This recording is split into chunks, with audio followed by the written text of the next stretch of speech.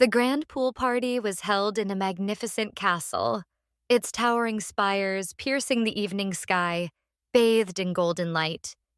The atmosphere crackled with opulence and exclusivity, reserved only for society's elite. Women dressed in dazzling gowns, their laughter echoing like chimes against the marble floors, competed fiercely to capture my attention. Each of them carried an air of confidence, as though they were born to command admiration. But there was one rule that elevated the tension: roses. Only those who received a rose would be invited to stay, while the rest would face the humiliation of rejection under the watchful eyes of their peers.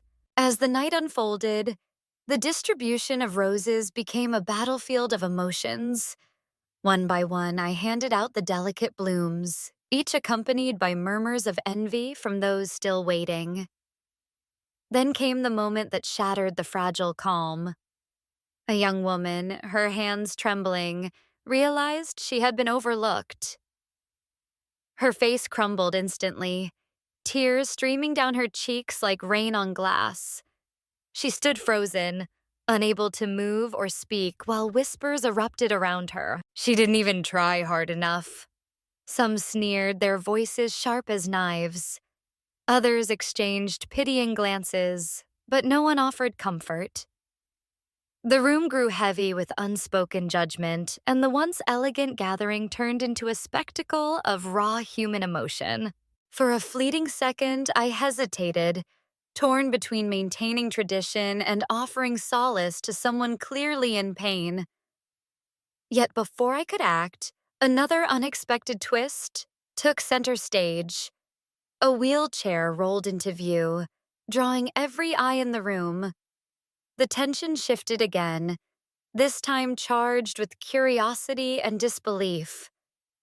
Little did I know this intrusion would redefine everything I thought I knew about love, competition, and resilience. As the tension in the grand hall reached its boiling point, with tears and whispers swirling like a storm, an unexpected figure rolled into the scene, literally. A young woman in a wheelchair appeared at the entrance, her arrival silencing the room as though time itself had frozen. She was dressed in a simple white gown that seemed to glow under the chandeliers, its modesty contrasting sharply with the extravagant outfits of the other women. Her presence was magnetic, not because she sought attention, but because she exuded an aura of quiet strength. It was clear from her calm demeanor and piercing gaze that she hadn't come to compete. She had come to exist on her own terms. At first, there were murmurs of disbelief. "What is she doing here?" one of the girls hissed, her voice dripping with disdain. Another chimed in, louder this time. "She doesn't belong at a party like this. How can someone like that even think about winning his heart?" The insults grew bolder, their cruelty cutting through the air like shards of glass. Some laughed cruelly, while others turned away, pretending indifference but unable to hide their discomfort.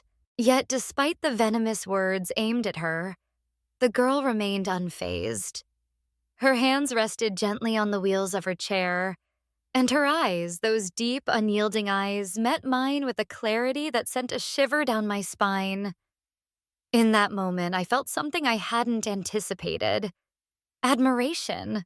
While the others scrambled for validation, throwing themselves into displays of charm and desperation, she simply sat there, radiating authenticity. Her beauty wasn't just physical. It was profound, almost otherworldly. There was no pretense, no attempt to mask vulnerability or insecurity. Instead, she embraced it all with grace, turning what some saw as weakness into undeniable power. As I watched her, I realized how shallow the efforts of the others suddenly seemed. Their gowns, their laughter, their carefully rehearsed smiles, all paled in comparison to the raw sincerity she carried effortlessly. But the drama didn't end there. One of the more aggressive competitors stepped forward, her heels clicking sharply against the marble floor. "You think you're special just because you showed up? This isn't charity," she spat, leaning closer to the seated girl. For a brief second, I thought the confrontation might escalate further. But instead of reacting, the girl smiled. A small, knowing smile that disarmed everyone in the room. "Special isn't something you decide," she replied softly, her voice steady and composed. The retort left the attacker speechless, her face flushed with embarrassment. In that instant, I knew my decision would never be the same again. The weight of the decision pressed down on me like a storm cloud, dark and unrelenting. My family had made their stance clear. Choose someone normal, someone who wouldn't bring shame or scandal to our name. Their voices echoed in my mind as though they were standing right beside me, whispering poison into my ear. "A disabled woman? What will people say? How can she possibly fit into our world?" They painted vivid pictures of social ostracism, ruined reputations, and endless judgment from peers and colleagues. Even my closest friends chimed in, their advice cloaked in concern but dripping with condescension. "Think about your future," one said, his tone heavy with implication. "Do you really want to tie yourself to someone who might hold you back?"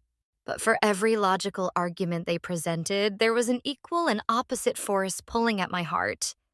A magnetic pull toward the girl in the wheelchair. She wasn't just another contestant. She was a beacon of authenticity in a sea of pretense. Her quiet strength, her refusal to bend under pressure, and the way she carried herself with dignity despite the cruelty around her, it all resonated deeply within me. Yet, as much as I wanted to follow my heart, the external pressures grew louder, more insistent until it felt like the walls were closing in. Then came the moment that shattered any semblance of calm. As we gathered by the poolside, the air thick with anticipation, one of the other girls, driven by jealousy and desperation, decided to take matters into her own hands. With a smirk that bordered on malicious, she deliberately tipped over a large jug of water, sending a cascade spilling directly onto the seated girl's lap and wheelchair.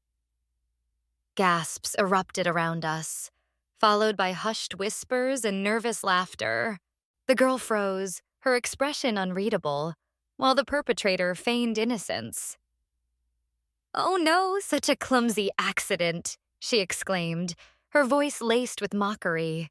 Chaos ensued.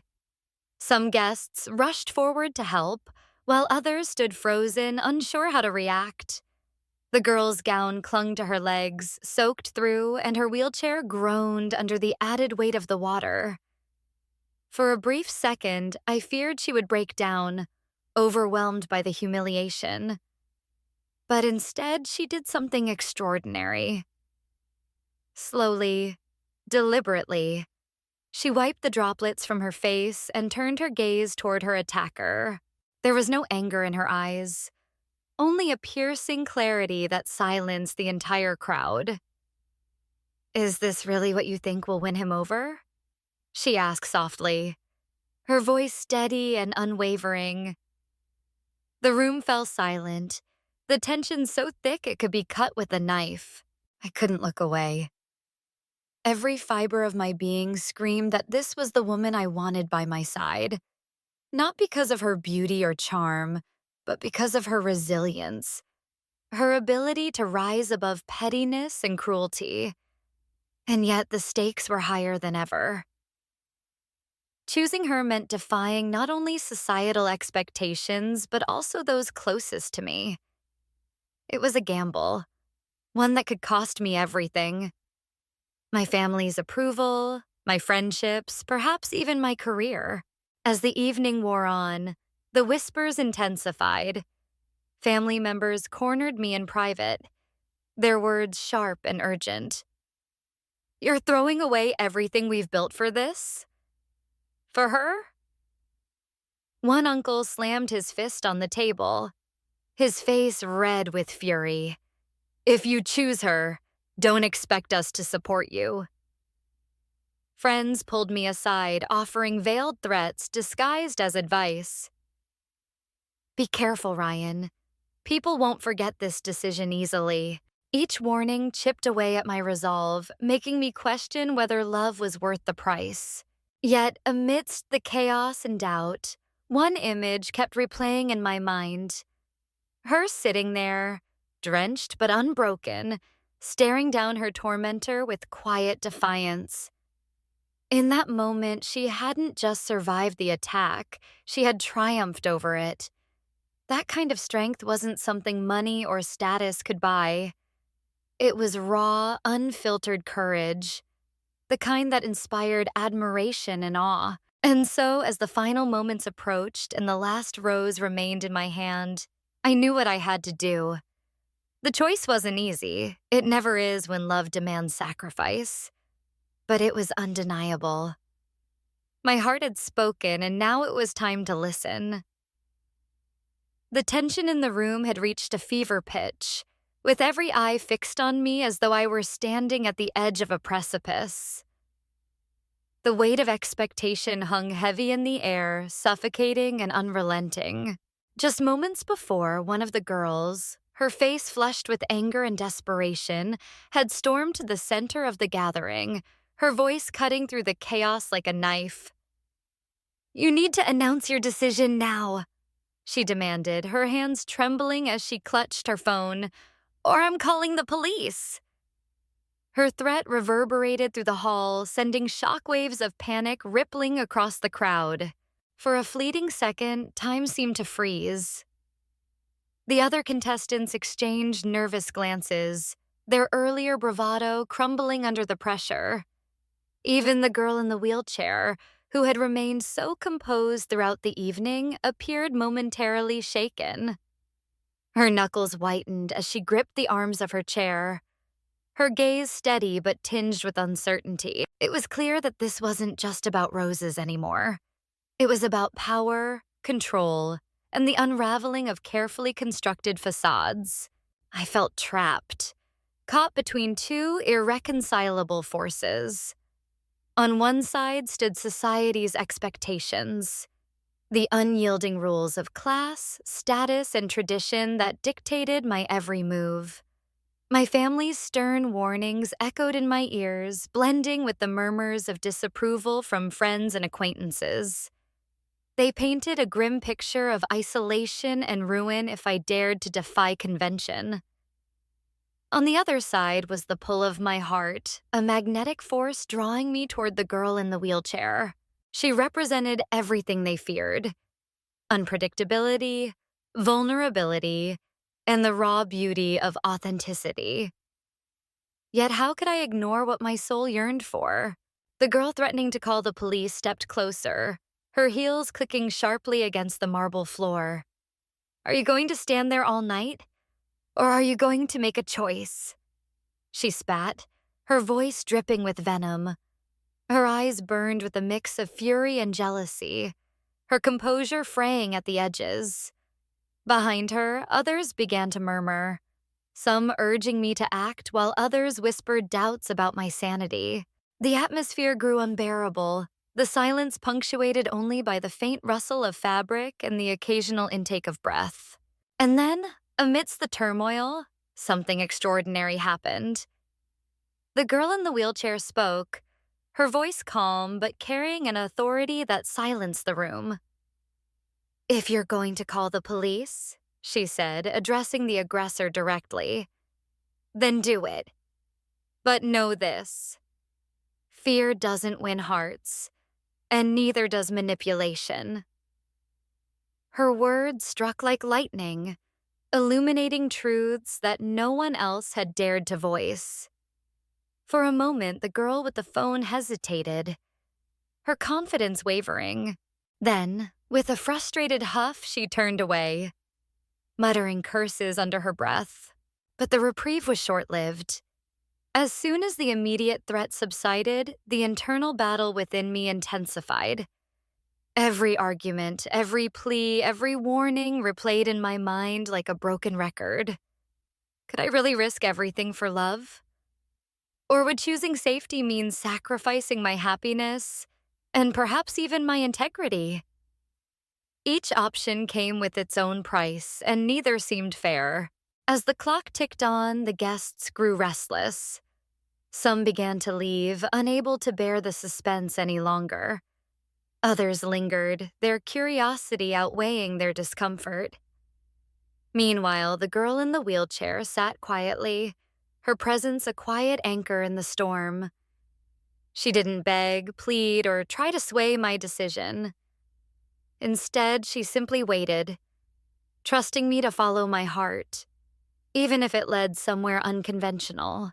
Finally, I realized something profound. The greatest courage comes not from avoiding conflict, but from embracing it. Love isn't safe, it never has been, and yet it's worth every risk.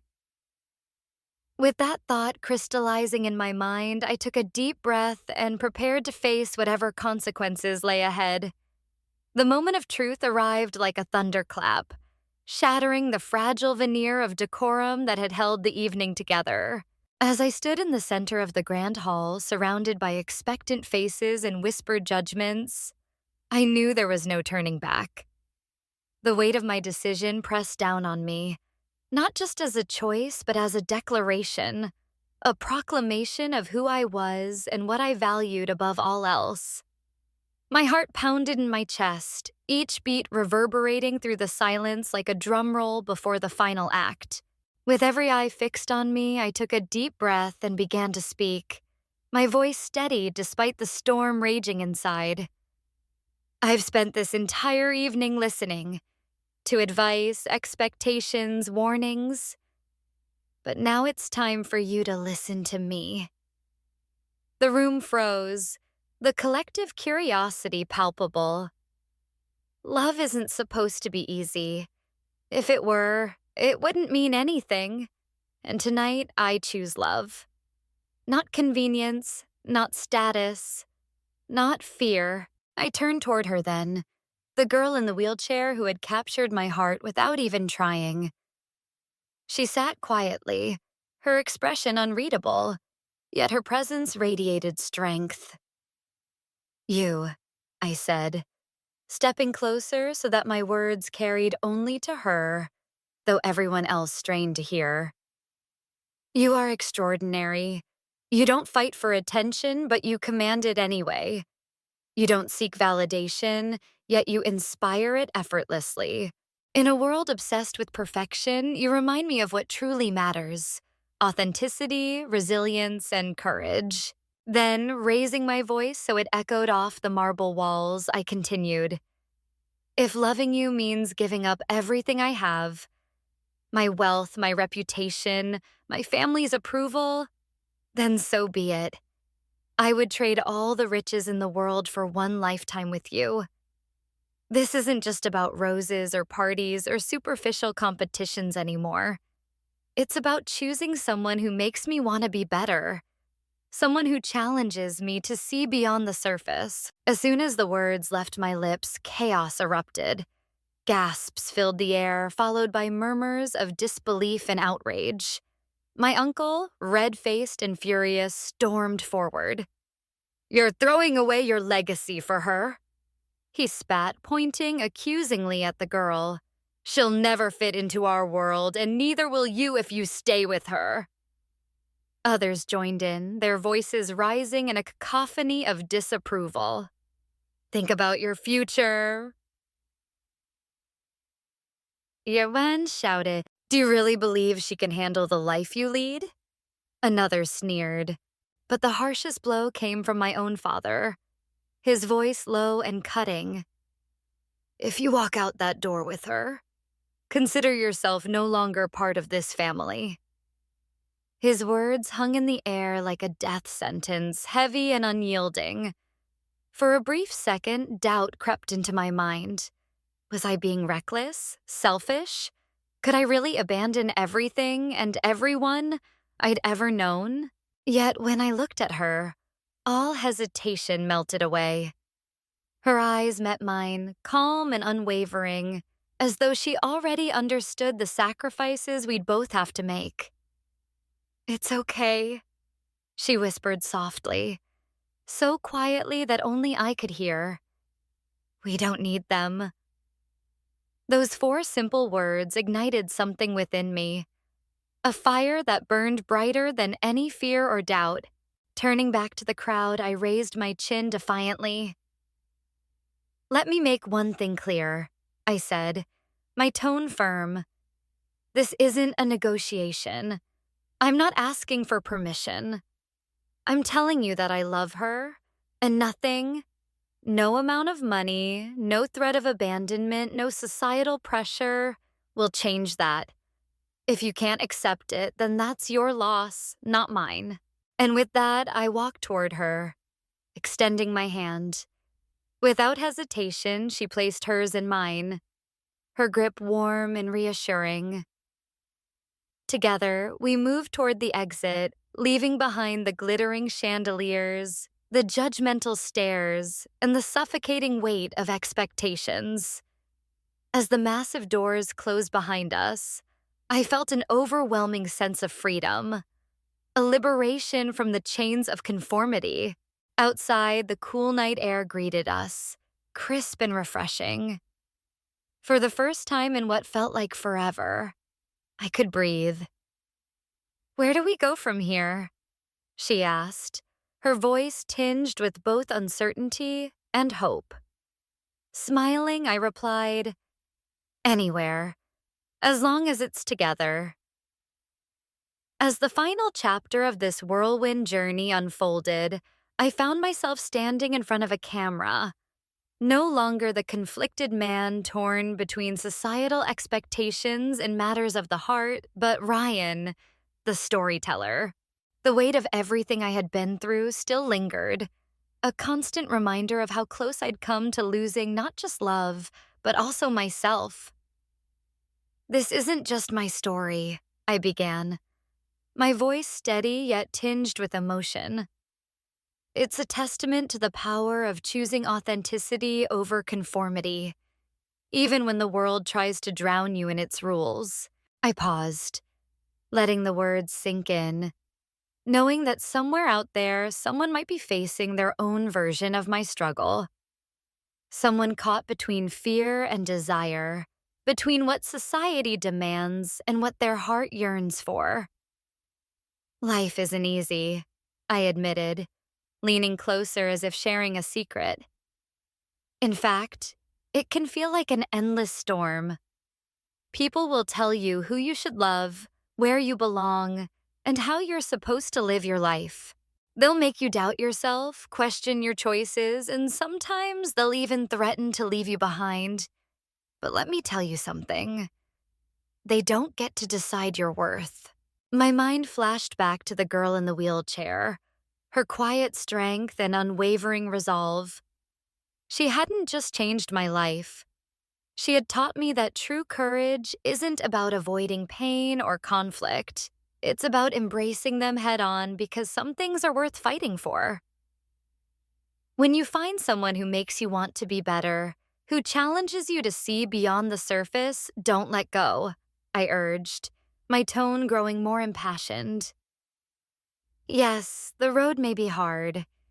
Yes, people might judge you. But at the end of the day, what truly matters is whether you stayed true to yourself and followed your heart." Turning slightly, I gestured toward the screen, breaking the fourth wall. If this story resonates with you, if it inspires you to take a leap of faith or reminds you of your own battles, then I've done my job. Life is messy, unpredictable, and often unfair, but it's also beautiful, and none of us have to face it alone. With a small smile, I added, "So thank you for being here, for supporting this channel, and for believing in the power of real stories. Because every rose has its thorns, but that doesn't mean we stop reaching for the beauty. Some people leave scars, others leave lessons. Burn and reborn stories that break you, then rebuild you.